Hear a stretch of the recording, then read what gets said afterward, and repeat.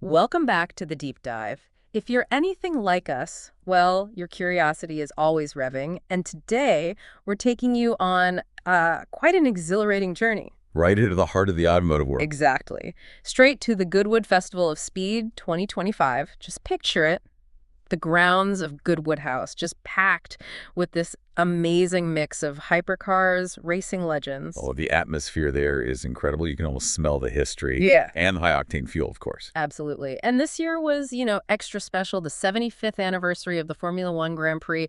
That adds a whole other layer, doesn't it? It really does. Goodwood is just fantastic at blending that history with the cutting edge. New releases right next to classics. Spot on. It's like a living museum and a crystal ball all at once. So our mission today, we're unpacking a list, our list, of the top 5 cars that really conquered that iconic Goodwood hill climb this year. The hill climb. Always a highlight. Definitely. These are cars that weren't just fast, they told some incredible stories. Okay, let's unpack this. Yeah, and what's fascinating about Goodwood is how it really does weave together the past, present, and future of cars. Mm-hmm. And I think this list, well, offers a pretty compelling glimpse into that. Now, obviously, any top 5 is subjective. Really? Sure. Of course. But we've tried to pick ones that showcase real engineering marvels, some design triumphs, and, cars with significant history. It's not just about speed. Couldn't agree more. It's about the whole package. Okay, kicking off our countdown at number 5, making a really stunning appearance at Goodwood 2025. We have the Eccentrica V12. Ah, the Eccentrica. Yeah, this isn't just any car. It's a breathtaking Lamborghini Diablo Restomod. The whole idea of a Restomod is pretty fascinating, isn't it? Taking an old favorite and giving it a modern pulse. It really is. And Eccentrica Cars, the team behind it, they just nailed that philosophy. They took the soul, the absolute essence of the classic Diablo, and just masterfully injected it with modern performance, modern features. But it still looks like a Diablo. Oh, absolutely. At a glance, you know it's a Diablo. And yes, for the purist out there, those amazing old-school pop-up headlights, still there. Gloriously so. Good. But they have subtly updated the exterior. Restyled vents, these sort of flared front wheel arches that flow into the side sills, and a new engine cover that just gives it a really clean look. It's modern, but still, retro. Okay, so familiar but definitely fresh. What about inside? And, crucially, under the hood. Right. Inside, that mix of old and new is maybe even clearer. You've got the classic Diablo cabin layout, those tactile switches. But it's combined really nicely with modern stuff, like a pretty slick digital driver display. It feels integrated, not tacked on, doesn't ruin the vintage vibe. Nice. And the engine. Still that Lambo V12 magic. Oh, yes. It keeps that iconic 5.7-liter Lambo V12. But Eccentrica, well, they didn't just leave it stock. They went in deep. New camshafts for, better timing. Okay. A new electronic throttle body for more precise control. And a lighter flywheel makes it much snappier, more responsive. I bet. So what's the final output? It all adds up to a pretty impressive 550 horsepower. Yeah. And 442 pound-feet of torque. And all that power goes straight to the rear wheels. Nice. Through an updated 6-speed manual gearbox, too. They've even tweaked the ratios for a more engaging drive. A proper manual. Love it. Yeah. If we zoom out a bit, this car really shows a big trend right now. People want that classic soul, that emotion, but maybe with modern reliability and performance. They want to actually drive these icons. Yeah, without the constant worry of something breaking down. I get that. Exactly. That is a trend I can definitely get behind. Okay, from a beautifully reimagined classic, let's jump to number 4 on our list. The TWWR Supercat Grand Tour. Another absolute beast tearing up the hill at Goodwood 2025. Ah, the TWR. Its thing, it doesn't just purr, it roars. It's got a massive 5.6-liter supercharged V12 pumping out, get this, 651 horsepower. Wow. Okay, that's serious power. Right. And it comes with a proper 6-speed manual gearbox again. And it revs all the way to 7,750 RPM. I mean, for a car with classic roots, that level of engagement, that high revving V12, that's where it gets really interesting. It really does. And the basis for the Supercat, it's the legendary Jaguar XJS V12 from the 80s. A classic cruiser, really smooth. Right, the Jag. But TWR, with all their racing history, they've taken that base and just completely transformed it, pushed it right into modern performance territory. This isn't just a restoration, it's a total re-engineering ground up. So what did they do? Well, for starters, it's got a proper tube frame chassis, like a racing car, really rigid.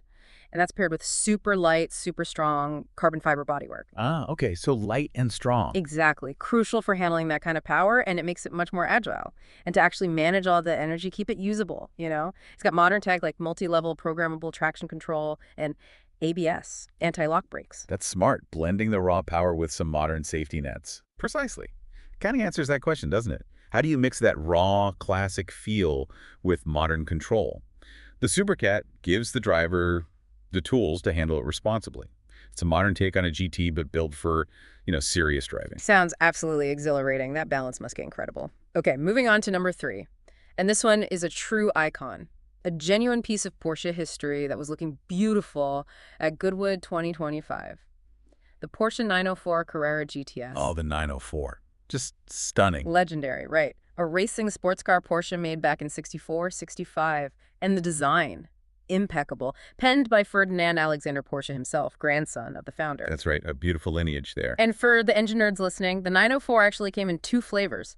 The 904-6 had a 2.0-liter flat 6, and the even rarer 904-8 had a 2.0-liter flat 8. Just engineering marvels for the time. And that rarity is a huge part of its appeal today. Only 108 were ever built in total. So, yeah, incredibly desirable for collectors. Wow, only 108. Yeah. And beyond just being rare, the 904 was, well, kind of revolutionary. It was one of the first Porsches to use a fiberglass body. Made it incredibly light, but still quite stiff. Ah, the fiberglass. That's focused on lightness, plus the mid-engine layout. Mm-hmm. It was groundbreaking for a road-legal car that was also meant for racing. There's a great quote from Rod Emery, the Porsche specialist. He called it the perfect Porsche. The perfect Porsche. High praise indeed. Extremely high praise. It speaks to that amazing balance it had, form, function, performance. Really ahead of its time. And, that desirability, it definitely shows in the market value. I bet. What are they worth now?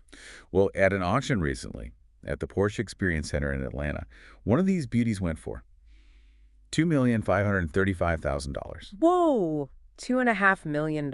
Yep. So what's fascinating isn't just the beauty or the race wins, it's the legacy. It became a benchmark for Porsche design and performance, influenced so many later models, and that's reflected in that incredible value. It's a testament to, well, timeless engineering. $2.5 million. Amazing impact. Okay, coming in at number 2 on our Goodwood Top Climbers list, a purebred racing legend. The Ferrari 31269.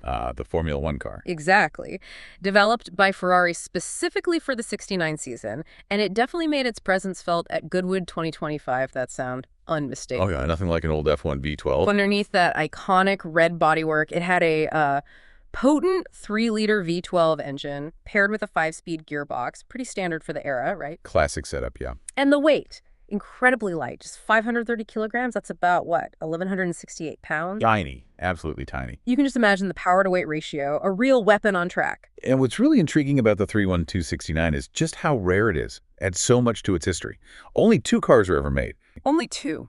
Seriously. Only 2. And what's truly remarkable, almost miraculous really, is that both of those original cars survived the 1969 F1 season, which was pretty brutal back then. Lots of cars got written off. Right. Racing was dangerous. Yeah, very. But these 2 survived, and then they were sold to private collectors, so their history is preserved. Which, raises an interesting point about racing history itself. How so? Well, how these specific machines become these tangible pieces of the past. They're not just metal and rubber, they're like living artifacts, carrying the stories of the races, the drivers, the engineering challenges, all within their chassis. It's a direct link to that era of motorsport. It's amazing to think those exact cars are still running, still thrilling crowds today. All right, everyone, building up the suspense. The very top spot, our number 1 pick for the Goodwood Festival of Speed's top climbers is the Lister Chevrolet. Ah, the Lister Chevy, legend. I know what you might be thinking. And yes, let's just get the elephant in the room out of the way. It wasn't actually spotted at the 2025 festival, right. However. Other Lister cars were there this year, and seeing them just sparked this huge discussion among everyone about this particular masterpiece, so we just had to include it. Fair enough. Deserves the recognition. Totally. And honestly, just look at it. That beautiful design, those amazing curvy lines. It's like engineering art on 4 wheels, produced between 1958 and 1959. And it represents such a brilliant fusion, doesn't it? Almost revolutionary for its time. Mm-hmm. You have this British manufacturer, Lister, combining that European design approach, lightweight, agile chassis, with raw American V8 power. The man behind it was Brian Lister, a trained engineer.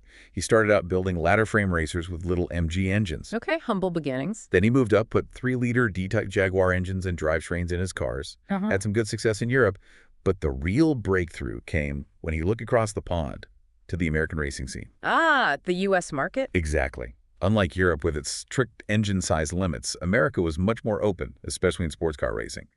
Brian quickly realized the small block Chevy engine readily available, pretty cheap, relatively speaking, offered way more horsepower than the Jag engine, and surprisingly, weighed a bit less. More power and less weight. Sounds like a no-brainer. Pretty much. So he had this great British chassis design, but found a better, more powerful heart for it in America. So how did they actually make that happen, shipping engines back and forth? No, even smarter. It was actually quite ingenious logistically.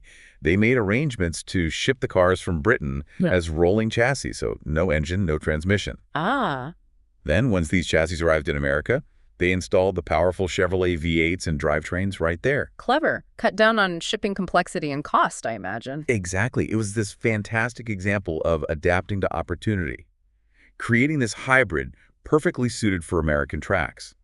7 cars became Lister Chevrolets in 1958, and they were incredibly effective. Just dominated races with that blend of elegant European handling and brute American flares. Wow. What's fascinating is just that brilliant, almost opportunistic engineering, taking the best from both worlds to create something truly special, perfectly adapted to a different racing world. Shows how vision and adaptability can lead to a masterpiece. What an incredible journey today, huh? Diving deep into 5 really exceptional cars, either cars that were actually at Goodwood or cars that sparked the big conversations. Yeah, a great selection. From that sophisticated Eccentrica V12 Restomod, bringing a classic forward beautifully to the raw power of the TWWR Supercat, bridging eras of speed. Quite the contrast there. Then the timeless Porsche 904 Carrera GTS, just pure beauty and rarity, a collector's dream. And the focused racing pedigree of the Ferrari 31269, that rare survivor. Incredible pieces of history. And finally, that brilliant, adaptable Lister Chevrolet. Just beautiful and such a smart piece of engineering. So what does this all mean for you listening in, learning about all things automotive? Good question. I think it means that passion for cars, well, it isn't just about what's brand new or what's fastest on paper. It's about appreciating the rich history, the ongoing evolution, and just the sheer human ingenuity behind these amazing machines. Absolutely spot on. This journey through these 5 really highlights something important, I think. It sort of raises a question for you to ponder. Yeah, what truly defines a top car? Is it just raw power? Is it timeless design? Is it the historical impact it had? Or maybe, like the Lister Chevrolet, it's the car's ability to just spark a new discussion, capture our imagination, even decades later. That's a great... Each car on our list today gives a different, compelling answer, doesn't it? Reminds us that automotive excellence comes in so many forms. It's that blend of innovation, art, and just the sheer joy of engineering. That's what makes them special. Well said. And that brings us to the end of another deep dive. Thank you so much for joining us, for letting us guide you through these incredible automotive stories. Yeah, thanks for tuning in. Until next time, keep diving deep into what truly fascinates you. Keep exploring. We'll see you for the next one.